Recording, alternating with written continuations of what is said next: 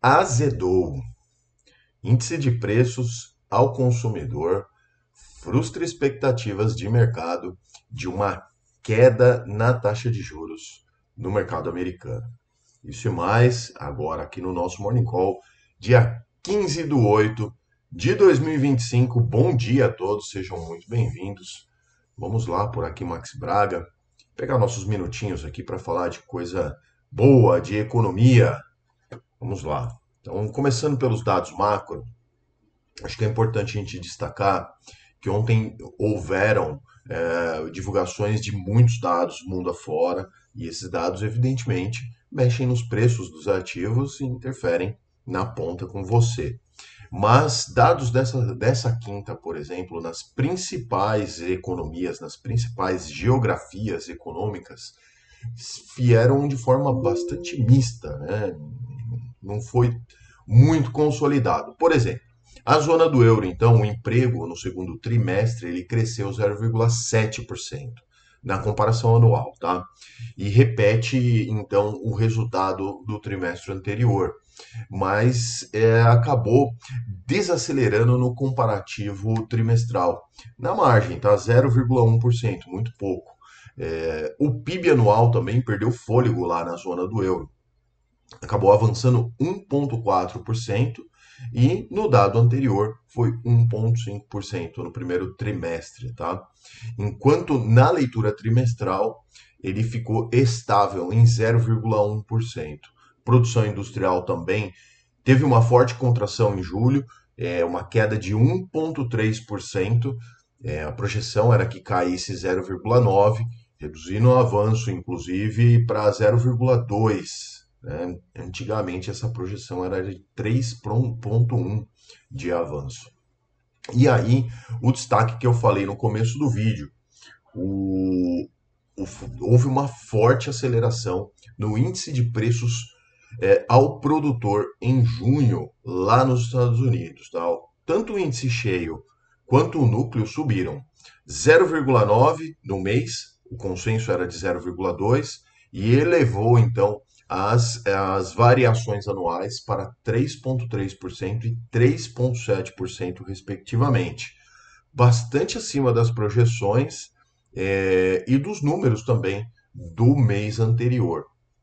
E com isso, com esse salto no índice de preços ao produtor, acabou por esfriar um pouco as expectativas sobre o corte de juros nos Estados Unidos, tá? Houve falas já de dirigentes do Fed, dizendo que não dá para se comprometer com cortes muito altos, etc, etc. No fim, água no chope dos investidores que aguardavam ansiosamente, nós todos, né, que começassem um ciclo de queda de juros nos Estados Unidos. Bom, eu venho falando bastante aqui sobre isso, que evidentemente tudo muda a qualquer momento, e um dado como esse já frustra aí as, é, as apostas, etc. É isso que eu estou vendo para o Brasil, né? Vamos ver como é que vai ficar. Bom, chegamos então a falar de Brasil, né? O setor de serviços avançou 0,3% em junho, na comparação mensal, mas acelerando frente ao mês anterior, inclusive, que foi 0,2%. Na base anual, o crescimento foi de 2,8%. Anteriormente era 3,8%, então caiu um pouquinho, acumulou alta de 3% nos últimos 12 meses, tá? Entre os segmentos de serviços prestados a famílias, esses sim recuaram 1,4% no mês e 1,2% no ano. Tá? Então as famílias vêm consumindo menos serviços, mas mantiveram ainda um ganho de 3,1% em 12 meses, que aí pega também dados ainda do ano passado, tá? Já nos transportes, serviços auxiliares aos transportes também, o e-correio cresceram 1,5% na margem, tá? Um avanço de 3 pontos percentuais, 3% na comparação anual. Bom, falando um pouquinho então de mercados acionários, né? Ontem, como era de se esperar, quando há um dado, uma divulgação assim divergente, né, como foi o caso do índice de preços ao consumidor, joga água no chope também das ações. Então, os mercados acionários ontem em Nova York encerraram próximos ali da estabilidade, embora já estejam nas máximas, tá? Dow Jones ficou quase no 0 a 0, recuou 0,02. O S&P 500 avançou 0,03, também quase no 0 a 0.